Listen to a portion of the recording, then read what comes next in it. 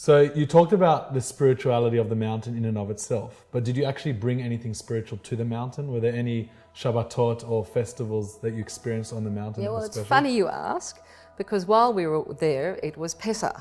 And we'd become very, very close with our fellow team members and guides, but we'd become even closer in a way to the Sherpa. And they had taught us a lot about Buddhism and about their way of life. So when it came to Pesach, we were telling them about what we would do at home and how we would do it. And the Sirdar, who's the head of the Sherpas, took me aside and said, we'd really like to do something special for you, but we'd like you to explain it, but we'll make a meal for you.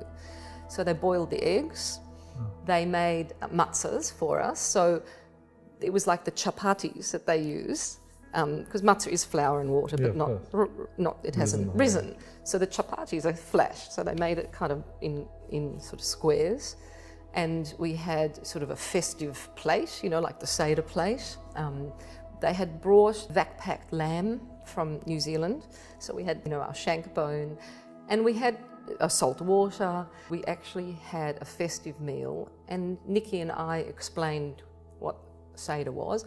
We were homesick, and we talked about our family, and it was actually quite a spiritual event there at Everest Base Camp, having a Seder. It's pretty special that you're probably two of the only Jews in the world that have had a Pesach Seder on top of Everest. Yeah. It's unbelievable. Yeah. It wasn't on the top, it was at base camp. At base camp. But it was actually really special.